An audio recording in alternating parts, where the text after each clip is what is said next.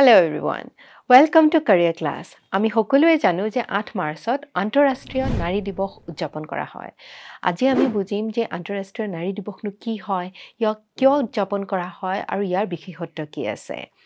আজিৰ যিটো স্তৰত নাৰী আহি পাইছে, এই স্তৰত আহি পাবলৈ নাৰীসকলে বহুতখিনি সংগ্ৰাম কৰিবলগীয়া হৈছিলে। আজিৰ যিখিনি আমি এডুকেশ্যনেল ৰাইট পাইছোঁ বা শিক্ষাগত অৰ্হতা আমি যিসমূহ পাইছোঁ, আজি আমি আমাৰ লেজিসলেচাৰত বা পলিটিকেল ৰিপ্ৰেজেণ্টেশ্যন আমাৰ নাৰীসকলৰ যথেষ্টখিনি আছে। যিমান সংখ্যক থাকিব লাগে সিমান সংখ্যক নাই, কিন্তু আছে।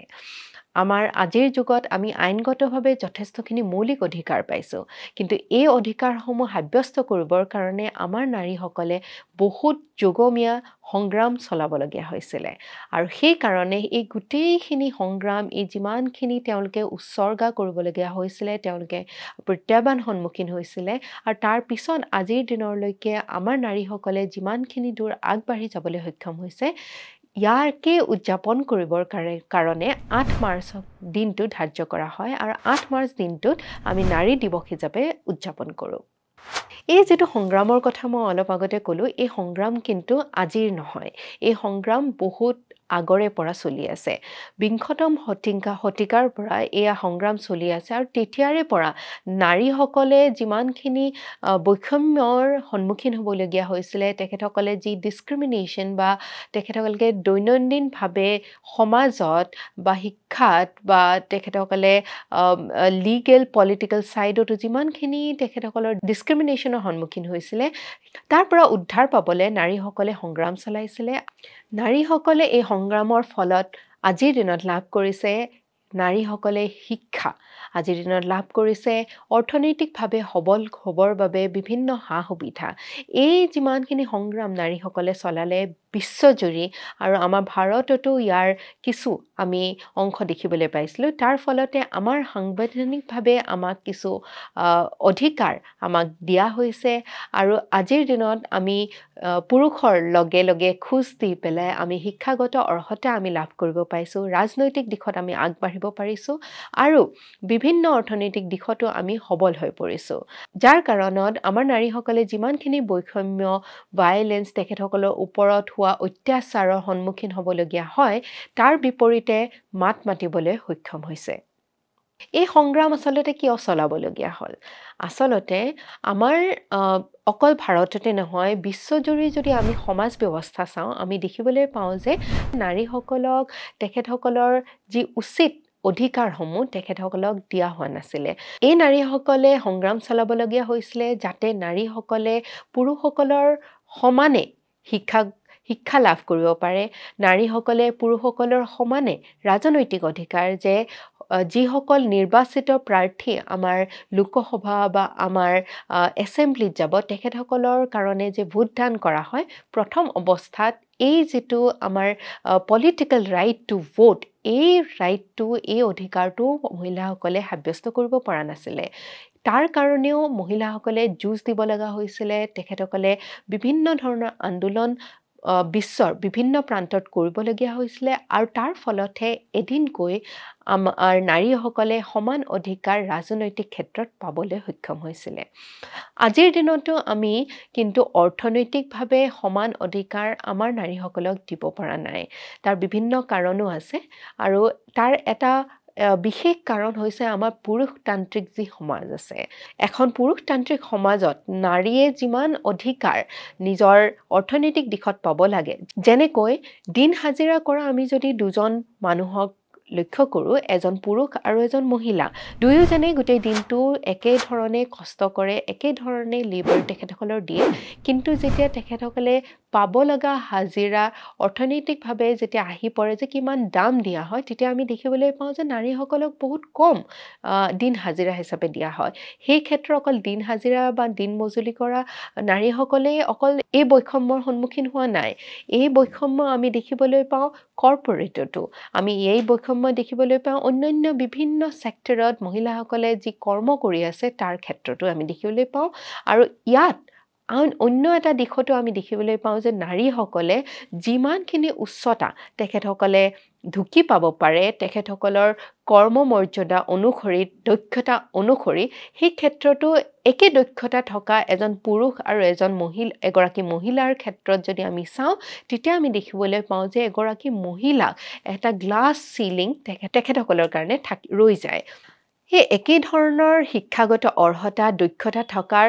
সত্ত্বেও নাৰীসকলে একে ধৰণৰ ব্যৱস্থা কৰ্মসংস্থাপনত দেখিবলৈ নাপায় কিছু ক্ষেত্ৰত আৰু ইয়াৰ কাৰণে এই যি বৈষম্য আজিৰ দিনতো আমাৰ নাৰীসকলে ভুগিবলগীয়া হৈছে বা সন্মুখীন হ'বলগীয়া হৈছে তাৰ কাৰণে নাৰীসকলে আজিৰ দিনতো বহুতখিনি সংগ্ৰাম চলাবলগীয়া হয় আজিৰ দিনতো আমি নাৰীসকল বিভিন্ন সামাজিক যি মেৰপাক আছে তাত সোমাই পৰা আমি দেখিবলৈ পাওঁ যেনেকৈ আমাৰ ঘৰুৱা যি কাম-কাজ থাকে সেই ঘৰুৱা কাম-কাজৰ দায়িত্ব যিমান হ'লেও এজন পুৰুষ আৰু নাৰী যদি একেই ধৰণে কৰ্মসংস্থাপনত আছে তথাপিও এগৰাকী নাৰীয়েহে এই গোটেই ঘৰৰ সংসাৰৰ যি কাম-কাজ বাচন ধোৱা ভাত বনোৱা আৰু ঘৰখন চফা কৰি ৰখা ল'ৰা-ছোৱালীৰ আবদাৰ কৰা বয়োজ্যেষ্ঠসকলক আবদাৰ কৰা এই গোটেইখিনি কাম-কাজ তেখেতসকলৰ ওপৰত পৰে আৰু এই গোটেইখিনি কাম-কাজ সমাধান কৰি তেখেতসকলে নিজৰ কৰ্মৰ ফালে আগবাঢ়িবলগীয়া হয় যদিও নেকি আমি দেখো যে এগৰাকী মহিলাই এগৰাকী কন্যা সন্তান বা এটা ল'ৰা সন্তান জন্ম দিওঁতে একেইখিনি কষ্টৰে যাবলগীয়া হয় কিন্তু সেই কন্যা সন্তান যেতিয়া আগবাঢ়ি তেখেতে জীৱন সংস্থাপনৰ ফালে যায় তেতিয়া যথেষ্টখিনি প্ৰত্যাহ্বান তেখেতে সন্মুখীন হ'বলগীয়া হয় আৰু আমি যদি আমাৰ ভাৰতবৰ্ষত ইয়াৰ যি ব্যৱস্থা আছে এই ব্যৱস্থা যদি আমি চাওঁ আমাৰ ভাৰতবৰ্ষতো বহুত এটা ধুনীয়া ব্যৱস্থা আমি আজিৰ দিনতো দেখিবলৈ পোৱা নাই যদিও নেকি আমাৰ সংবিধানখনে আমাৰ মহিলাসকলক যথেষ্টখিনি মৌলিক অধিকাৰ সমান্তৰালভাৱে পুৰুষসকলৰ লগত দিছে তথাপিও আমাৰ যি সমাজ ব্যৱস্থা আছে এই সমাজ ব্যৱস্থাৰ কাৰণে আমাৰ মহিলাসকল যিমান দূৰ আগবাঢ়ি আজিৰ দিনত আহিব পাৰিলেহেঁতেন সিমান দূৰলৈকে আহিব পৰা নাই আমাৰ ভাৰতবৰ্ষত কিন্তু এটা কথা মন কৰিব লাগিব যেতিয়া আমাৰ বৈদিক সময় আছিলে সেই আৰ্লি বৈদিক সময় আছিলে পূৰ্বৰ বৈদিক পিৰিয়ডটো যিটো সময়ত আছিলে সেই সময়ত কিন্তু মহিলাসকলে সমান আসন লাভ কৰিছিলে সমান আসন শিক্ষাৰ ক্ষেত্ৰত লাভ কৰিছিলে সেই সময়ৰ মহিলাসকলে গুৰুকুলত যাব পাৰিছিলে সেই সময়ৰ বিখ্যাত মহিলাৰ নাম আমি ল'ব পাৰোঁ যেনেকৈ অপলা গাৰ্গী যামিনী ঘোষা এখেতসকলে নিজৰ শিক্ষাগত অৰ্হতা আৰু নিজৰ পাৰদৰ্শিতাৰ কাৰণে বিভিন্নজনৰ পঞ্চমুখী প্ৰশংসাৰ পাত্ৰ হৈছিলে কিন্তু সময় উকলি যোৱাৰ লগে লগে আমাৰ সমাজ ব্যৱস্থা বহুখিনি সলনি হ'ল আমাৰ সমাজ ব্যৱস্থাত পিছৰ যি বৈদিক দশক আছিলে যি বৈদিক পিৰিয়ড আছিলে সেইখিনি সময়ত কিন্তু আমাৰ নাৰীৰ যিটো আসন বা নাৰীৰ যি অধিকাৰ সেইখিনি যথেষ্টখিনি কমি আহে পিছৰ সময়ছোৱাটো গুপ্তা পিৰিয়ড বা গুপ্তা ডাইনেষ্টি যেতিয়া আমাৰ শাসন ভাৰত আছিলে তাৰ পিছত সালতানেটসকল আহে তাৰ পিছত মোগলসকল আহে এইখিনি সময়তো আমাৰ নাৰীসকলৰ যি আসন বা নাৰীসকলৰ যি স্থান এই স্থান যথেষ্টখিনি তললৈ নামি অহা আমি দেখিবলৈ পাওঁ তাৰ পিছত আমাৰ ব্ৰিটিছসকল আহে আৰু ব্ৰিটিছসকলে যেতিয়া শাসন আমাৰ ভাৰ লয় তাৰ পিছত যেতিয়া নতুনকৈ আমাৰ ইয়াত শিক্ষা ব্যৱস্থা কিছু আমি দেখিবলৈ পাওঁ আৰু আমাৰ ভাৰতীয়সকলৰ যেতিয়া নতুনকৈ সায়েন্টিফিক ৱেত যেতিয়া তেখেতসকলে যুক্তিবাদী হৈ পেলাই কথাবিলাক বিবেচনা কৰিবলৈ শিকে আৰু বুজে তেতিয়া আমি কিন্তু দেখিবলৈ পাওঁ যে নাৰী সত্তাৰ কাৰণে নাৰীৰ শক্তিৰ কাৰণে নাৰীৰ সবলীকৰণৰ কাৰণে বহুত progressive পুৰুষ আমাৰ সমাজত ওলাই আহে যেনেকৈ আমি নাম ল'ব লাগিব জাষ্টিস ৰাণা ডে যেনেকৈ আমি নাম ল'ব লাগিব ঈশ্বৰ চন্দ্ৰ বিদ্যাসাগৰৰ আমি ঠিক তেনেদৰে নাম ল'ব লাগিব মহাত্মা গান্ধী আমি নাম ল'ব লাগিব বিবেকানন্দৰ আৰু এইসকল আগৰণুৱা যি পুৰুষ আছিলে এই পুৰুষসকলে নাৰী সবলীকৰণৰ কাৰণে আৰু নাৰীয়ে যাতে উচিত আসন আমাৰ সমাজত পায় আৰু নাৰীয়ে যাতে তেখেতসকলৰ যি ৰাজনৈতিক যি অধিকাৰ যি শিক্ষাৰ ক্ষেত্ৰত যি অধিকাৰ সাব্যস্ত কৰিব পাৰে তাৰ কাৰণে এইসকল আগৰণুৱা পুৰুষে সদায় মাত মাতিছিলে সেই সময়ত আমাৰ যেতিয়া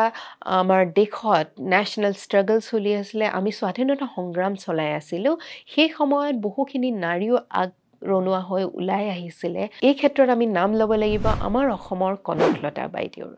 আৰু তেখেতসকলে নাৰীয়ে যি আসন লাভ কৰিব লাগে, নাৰীয়ে যি স্থান লাভ কৰিব লাগে, তাৰ কাৰণে সংগ্ৰাম তেখেতসকলে আগবঢ়াই লৈ গৈছিলে। আৰু ইয়াৰ কাৰণেই আমাৰ যেতিয়া 1947ৰ পৰা আমাৰ যেতিয়া সংবিধানখন আমাৰ লিখা হয়, সেই ক্ষেত্ৰত আমাৰ তাত সেই সংবিধানখন লিখাৰ যি কনষ্টিটুৱেণ্ট এছেম্বলি আছিলে, মানে যিসকল লোক আছিলে যি এই আমাৰ ধুনীয়া সংবিধানখন লিখি উলিয়াইছিলে, আৰু তাত যিসকল নাৰী আছিলে, আৰু তাত নাৰীবাদৰ কাৰণে, নাৰীসকলৰ সত্তাৰ কাৰণে, নাৰীসকলৰ অধিকাৰৰ কাৰণে যি মাত মাতিছিলে, তাৰ কাৰণে আমাৰ সংবিধানখনত আমাৰ মৌলিক অধিকাৰসমূহত নাৰীৰ কাৰণে ব্যৱস্থা কৰা হৈছিলে। আৰু আজিৰ দিনত সেইকাৰণে আমি এনেকুৱা এখন ভাৰতবৰ্ষত আছোঁ, য'ত আমি পুৰুষসকলৰ লগত সমান্তৰালভাৱে আমি বহুতখিনি অধিকাৰ সাব্যস্ত কৰিবলৈ সক্ষম হৈছোঁ। আৰু এই সংগ্ৰামৰ কাৰণে বা আগৰণুৱা যি পুৰুষ মহিলা সেই সময়ত আহিছিলে, তাৰ কাৰণে আমাৰ যি শিশু বিবাহ বা বাল্য বিবাহ যিটো হৈছিলে, সেইখিনি ৰোধ কৰিব পৰা গৈছিলে। আমাৰ তাৰ কাৰণে আইনগত ব্যৱস্থা আনিছিলে। সেই সময়ত চলি থকা সতী প্ৰথাত যি মানে পুৰুষ এজন যদি মৃত্যু হয় বা স্বামীজনৰ যদি মৃত্যু হয়, তেতিয়া সেই চিতাতে আমাৰ নাৰীসকলক নিজৰ দেহ উচৰ্গা কৰিবলগীয়া হৈছিলে। তেনেধৰণৰ কিছুমান নিয়ম প্ৰণালীৰ পৰা আজিৰ দিনত আমি হাত সাৰিব পাৰিছোঁ। কাৰণ কি, সেই সময়ৰ সংগ্ৰাম ইয়াৰ কাৰণে এই ব্যৱস্থাৰ বিপৰীতে কৰা হৈছিলে। আৰু আজিৰ এই যি নাৰী দিৱস আমি উদযাপন কৰোঁ, আমাৰ নাৰী দিৱসত আমি সেইসকল আগৰণুৱা পুৰুষ আৰু মহিলাসকলৰ বাবে আমি উচৰ্গা কৰোঁ। তেখেতসকলক আমি স্মৰণ কৰি এই আন্তঃৰাষ্ট্ৰীয় যি নাৰী দিৱস হয়, এই আন্তঃৰাষ্ট্ৰীয় নাৰী দিৱসটো আমি উদযাপন কৰোঁ। কিন্তু বহুতখিনি আগুৱাই অহাৰ স্বত্বেও আমি বহুত দিশত কিন্তু আজিও পিছ পৰি ৰৈছোঁ। যদিও নেকি আমি বহুখিনি আগুৱাই আহিছোঁ, নাৰীয়ে সন্মুখীন হোৱা প্ৰত্যাহ্বান কিন্তু শেষ হৈ যোৱা নাই। আজিৰ দিনতো এগৰাকী নাৰীয়ে যৌতুকৰ কাৰণে বহুখিনি নাৰীয়ে ডমেষ্টিক ভায়লেন্সৰ শিকাৰ হৈছে। আজিৰ দিনতো নাৰী এগৰাকীয়ে কৰ্মক্ষেত্ৰত যথেষ্টখিনি ফিজিকেল এছল্ট, ছেক্সুৱেল এছল্ট সন্মুখীন হ'বলগীয়া হৈছে। আজিৰ দিনতো আমাৰ যি নাৰীসকলৰ ওপৰত যি অত্যাচাৰ, সেই অত্যাচাৰ অব্যাহত আছে। এই অত্যাচাৰ, এই বৈষম্যৰ পৰা হাত সাৰিবৰ কাৰণে আমাৰ নাৰীসকলৰ কাৰণে কিছুমান ব্যৱস্থা আমাৰ সমাজে কৰি দিব লাগিব। আমাৰ সমাজৰ ওপৰত কিছু দায়বদ্ধতা আছে। আমাৰ সমাজৰ দায়বদ্ধতা আছে নাৰীসকলৰ প্ৰতি, এই নাৰীসকল যিসকলে আমাৰ গোটেই সমাজখনক জন্ম দিয়ে। এই নাৰীসকলে যাতে ইকুৱেল পে' পায়, সম অধিকাৰ অৰ্থনৈতিক ক্ষেত্ৰত পায়, সম অধিকাৰ শিক্ষাৰ ক্ষেত্ৰত পায়, সম অধিকাৰ ৰাজনৈতিক ক্ষেত্ৰত পায়, বা আইনগত যি অধিকাৰসমূহ আছে তেখেতসকলে পুৰুষসকলৰ লগত সমান্তৰাল হিচাপে পায়, তাৰ কাৰণে আমি একেলগে যুঁজিব লাগিব। আৰু এই ক্ষেত্ৰত আজিৰ দিনতো আমাৰ কৰণীয় যথেষ্টখিনি আছে। আৰু ইয়াৰ ক্ষেত্ৰত আমি আটাইতকৈ গুৰুত্ব দিব লাগিব যে নাৰী এগৰাকীয়ে যাতে উচিত শিক্ষা বা উচ্চ মানদণ্ডৰ শিক্ষা লাভ কৰে। যেতিয়া এগৰাকী নাৰী শিক্ষিত হয়, তেখেতে নিজৰ স্বাস্থ্যৰ প্ৰতি ধ্যান ৰাখিব পাৰে। তেখেতে গোটেই ফেমিলিটোৰ, গোটেই পৰিয়ালৰ সদস্যৰ স্বাস্থ্যৰ প্ৰতি ধ্যান ৰাখিব পাৰে। তেখেতৰ যেতিয়া শিক্ষাগত অৰ্হতা বাঢ়ি যায়, তেখেতৰ দক্ষতা কৰ্মক্ষেত্ৰতো যথেষ্টখিনি বাঢ়ি যায়। আজিৰ দিনতো যে এই আনপেইড লেবাৰ আমাৰ নাৰীসকলে নিজৰ ঘৰত দি আছে, তেখেতে বাচন ধুইছে, তেখেতে আমাৰ নাৰীসকলে ভাত বনাইছে, ঘৰ চাফা কৰিছে, বয়োজ্যেষ্ঠসকলৰ আদৰ কৰিছে, শিশুসকলক লালন পালন কৰিছে, তেখেতসকলে যাতে উচিত অধিকাৰ, এই যিখিনি কৰ্ম বা তেখেতসকলে যি কাম আগবঢ়ায়, তাৰ কাৰণেও যাতে তেখেতসকলে উচিত মূল্য তেখেতসকলক দিয়া হয়, উচিত তেখেতসকলৰ সন্মান যাতে আমাৰ সমাজে আগবঢ়াব পাৰে, তাৰ কাৰণেও কিন্তু এতিয়াও আমি বহুতখিনি কৰিবলগীয়া আছে। কাৰণ আমাৰ সমাজত আমি এতিয়াও আমাৰ নাৰীসকলে বিভিন্ন ধৰণৰ স্বাস্থ্যজড়িত যি প্ৰত্যাহ্বানসমূহ আছে, সেই প্ৰত্যাহ্বান আমি দেখিবলৈ পাইছোঁ। নাৰীসকলৰ প্ৰসৱৰ ক্ষেত্ৰত আমি দেখিবলৈ পাইছোঁ যে শিশু এটা জন্ম দিয়াৰ আগত আৰু তাৰ পিছত যেনেকুৱা ধৰণৰ কেয়াৰ বা যেনেকুৱা ধৰণৰ স্বাস্থ্য সেৱা তেখেতসকলে লাভ কৰিব লাগে তেখেতসকলে লাভ কৰিবলৈ সক্ষম নহয় যিটো কাৰণত আমি বহুত প্ৰসূতিৰ মৃত্যু আমাৰ দেশত দেখিবলৈ পাইছোঁ আৰু প্ৰসূতিৰ মৃত্যুৰ ক্ষেত্ৰত আমাৰ দেশ বা আমাৰ অসমো বহুত ইয়াৰ এই যি মাপকাঠি আছে তাৰ যথেষ্ট আমি নিম্ন খাপত আছোঁ ইয়াৰ পৰা উদ্ধাৰ পাবলৈ আমি যাতে নাৰীসকলে এখন সুস্থ সমাজ দিব পাৰোঁ আৰু তেখেতসকলে যাতে সুস্থ শৰীৰৰ গৰাকী হয় তাৰ কাৰণে আমি যথেষ্টখিনি কৰিবলৈ বাকী আছে আৰু আমি জানো যে এখন পুৰুষতান্ত্ৰিক সমাজত আমাৰ নাৰীসকলৰ ওপৰত যথেষ্টখিনি বৈষম্যতা আমি ওলাই লৈ আনে আমি যদি এই বৈষম্য নাৰীসকলৰ প্ৰতি যি থকা বৈষম্য আমাৰ সমাজত আছে তাক যদি ৰোধ কৰিব পাৰোঁ আমাৰ দেশৰ যিটো GDP অৰ্থনৈতিকভাৱে আমাৰ যে দেশ যদি আজি ৫ম নম্বৰত আছে আমি যদি নাৰী সবলীকৰণৰ ওপৰত গুৰুত্ব দিওঁ তেনেহ'লে আমাৰ দেশ তৃতীয়তম স্থানত অৰ্থনৈতিকভাৱে পাবলৈ বেছি দিন নালাগে কাৰণ কি আমাৰ যদি জনসংখ্যাৰ 50% মহিলা কিন্তু এই 50%ৰ অকল 25%হে নিজৰ কাম লাগে বুলি বা অৰ্থনৈতিকভাৱে সবল হ'বৰ কাৰণে ওলাই আহিব পাৰিছে অকল 60% মহিলাইহে নিজৰ শিক্ষাৰ বাবে ওলাই আহিব পাৰিছে বা শিক্ষাগত তেখেতসকলৰ অৰ্হতা বৃদ্ধি পাইছে এইসকল নাৰী এই 50% যদি আমাৰ জনসংখ্যাক আমি পিছ পৰিবলৈ এৰি দিওঁ তেনেহ'লে আমাৰ ভাৰতবৰ্ষ উন্নত মানৰ দেশ হ'বলৈ যি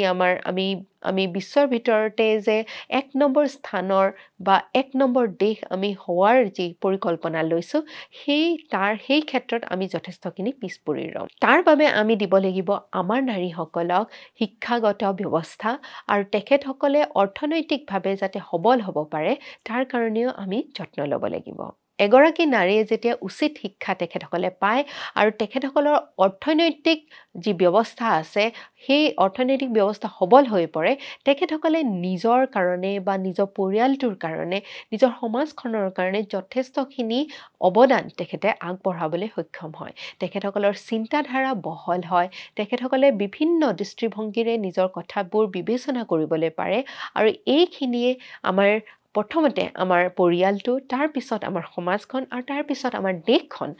উন্নত মানৰ কৰিবলৈ বা ভাল কৰিবৰ কাৰণে যথেষ্টখিনি কৰিব পাৰে ইয়াৰ লগতে আহে ৰাজনৈতিক অধিকাৰ মহিলাসকলৰ ৰাজনৈতিক অধিকাৰৰ ক্ষেত্ৰতো আমি দেখিবলৈ পাইছোঁ যে ভোটিং পাৰ্টিচিপেশ্যনত নাৰীসকল ওলাই যথেষ্টখিনি আহে কিন্তু আমি যেতিয়া ৰিপ্ৰেজেণ্টেশ্যনৰ ক্ষেত্ৰত চাওঁ যেতিয়া আমি লেজিছলেটিভ এছেম্বলিজসমূহ আমি চাওঁ বা আমাৰ পাৰ্লিমেণ্টত আমাৰ নাৰীসকলৰ যি ৰিপ্ৰেজেণ্টেশ্যন আমি চাওঁ সেইটো কিন্তু আজিৰ দিনতো বহুত শোচনীয় এটা অৱস্থা আমাৰ দেশত আমি জানো যে 50% আমাৰ জনসংখ্যাৰ ভিতৰত নাৰীসকলে 50% লাভ কৰে কিন্তু আমাৰ ৰিপ্ৰেজেণ্টেশ্যন যেতিয়া আমি চাওঁ তেনেহ'লে আমি পাৰ্লিয়ামেণ্টত অকল 13%হে মহিলা দেখিবলৈ পাওঁ সেই ক্ষেত্ৰত আমাৰ যি লেজিছলেটিভ এছেম্বলি আছে তাত কিন্তু আৰু বেছি বেয়া আৰু পুতৌ লগা অৱস্থা য'ত অকল 6গৰাকী নাৰীহে আমাৰ লেজিছলেটিভ এছেম্বলিত ৰিপ্ৰেজেণ্ট কৰা দেখিবলৈ পাইছোঁ যেতিয়া নাৰীসকলে ৰিপ্ৰেজেণ্টেশ্যন উচিতভাৱে আমাৰ ৰাজনৈতিক ক্ষেত্ৰত পায় তেতিয়া আমি দেখিবলৈ পাওঁ যে নাৰীসকলে যি নীতি আদৰ্শ আছে আমাৰ দেশৰ যি পলিচিজ আছে সেই পলিচিজখিনি বনোৱাৰ ক্ষেত্ৰত হওক বা আইনসমূহ যিখিনি ফ্ৰেম হয় সেই আইনসমূহ যাতে আমাৰ বৃহত্তৰ সমাজখনৰ কাৰণে ভাল হয় তাৰ প্ৰতি যথেষ্টখিনি তেখেতসকলৰ দৃষ্টিভংগী আগবঢ়াব পাৰে আৰু ইয়াৰ কাৰণে আমাৰ যি নাৰীৰ যি চিটছৰ সংৰক্ষণৰ বিলখন পাছ হৈছে সেইটো এটা বহুত ভাল লগা খবৰ কাৰণ কি 33% যদি আমাৰ ৰিজাৰ্ভেশ্যন যেতিয়া আহিব তেতিয়া আমাৰ নাৰীসকলৰ যি ৰিপ্ৰেজেণ্টেশ্যন আমাৰ ভাৰতৰ এছেম্বলিজত বা আমাৰ পাৰ্লিয়ামেণ্টত আমি যেতিয়া দেখিবলৈ পাম আমি আমাৰ নাৰীসকলৰ আৰু বেছি ভাল দিনৰ কথা আমি চিন্তা কৰিব পাৰিম যেনেকৈ আমি দেখিবলৈ পাইছোঁ যে আমাৰ যিটো একদম তৃণমূল পৰ্যায়ত আমাৰ 33% সংৰক্ষণ আমাৰ নাৰীসকলৰ কাৰণে কৰা হৈছে তাৰ পিছত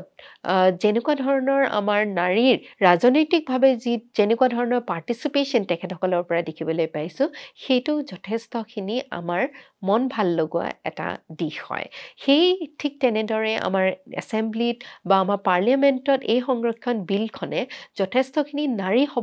সবলীকৰণৰ কাৰণে বা নাৰীৰ অৰ্থনৈতিক উন্নতিৰ কাৰণে শিক্ষাগত ব্যৱস্থাৰ কাৰণে যথেষ্টখিনি কৰিবলগীয়া কাম কৰিব পাৰিব বুলি আমি আশাবাদী একেখন সমাজত আমাৰ এজন পুৰুষে যিমান প্ৰত্যাহ্বানৰ সন্মুখীন হ'বলগীয়া হয় কিছু ক্ষেত্ৰত আমি দেখিবলৈ পাওঁ যে আমাৰ পুৰুষতান্ত্ৰিক সমাজত আমাৰ নাৰীসকলে তাতকৈ যথেষ্টখিনি আৰু বেছি প্ৰত্যাহ্বান নাৰী এগৰাকীয়ে সন্মুখীন হ'বলগীয়া হয় আৰু ইয়াৰ ক্ষেত্ৰত নাৰীসকলৰ যি মাহেকীয়া হোৱা যি তেখেতসকলৰ যন্ত্ৰণা বা সন্তান জন্ম দিয়াৰ যি যন্ত্ৰণা তাৰ ক্ষেত্ৰত নাৰীসকলৰ স্বাস্থ্যৰ যদি আমি ব্যৱস্থা ভালদৰে কৰিব পাৰোঁ আমি নাৰীসকলক যথেষ্টখিনি আগবঢ়াই নিবলৈ চেষ্টা কৰিব পাৰিম আৰু নাৰী সবলীকৰণ যেতিয়া আমি হোৱা দেখিবলৈ পাম তেতিয়া আমি দেখিম যে আমাৰ ঘৰৰ পৰিয়ালসমূহ আমাৰ সমাজ ব্যৱস্থা আমাৰ অৰ্থনৈতিক ব্যৱস্থা সকলো দিশতে আমাৰ ভাৰত বা আমাৰ সমাজখন আগবাঢ়ি গৈছে এই ক্ষেত্ৰত আমাৰ নাৰীসকলৰ যি স্বাস্থ্য নাৰীসকলৰ যি শিক্ষা নাৰীসকলৰ যি ৰাজনৈতিক যি অধিকাৰ নাৰীসকলৰ যি অৰ্থনৈতিকভাৱে সবলীকৰণ ইয়াৰ ক্ষেত্ৰত যথেষ্টখিনি কৰণীয় আছে আজিৰ এই আন্তঃৰাষ্ট্ৰীয় নাৰী দিৱসত আমাৰ কেৰিয়াৰ ক্লাছৰ পৰা এয়াই আহ্বান যে আমি সকলোৱে মিলি এখন সুস্থ সমাজ গঢ় দিবলৈ আমি চেষ্টা কৰা উচিত আৰু তাৰ কাৰণে পুৰুষ আৰু মহিলা উভয়ে এখন সুস্থ সমাজ একেলগেহে গঢ়িব পাৰিব আৰু তাৰ কাৰণে সকলোৱে যে সমান অধিকাৰ লাভ কৰিব পাৰে একেলগে তাৰ কাৰণে যুঁজ দিব লাগিব আশা কৰোঁ এই ভিডিঅ'টিয়ে আপোনালোকক যথেষ্টখিনি সহায় কৰিলে আপোনালোকৰ এছেট মেইনছৰ এছেট আপোনালোকে লিখিবৰ কাৰণে যথেষ্টখিনি ফডাৰ মেটেৰিয়েল আপোনালোকে লাভ কৰিলে আৰু আপোনালোকৰ যি দৃষ্টিভংগী তাতো এটা নতুন দিশ কিছু আপোনালোকে লাভ কৰিলে এনেদৰে ইনফৰ্মেটিভ ভিডিঅ'জ লৈ আমি আপোনালোকক আকৌ লগ পাম টিল দেন টেক কেয়াৰ ধন্যবাদ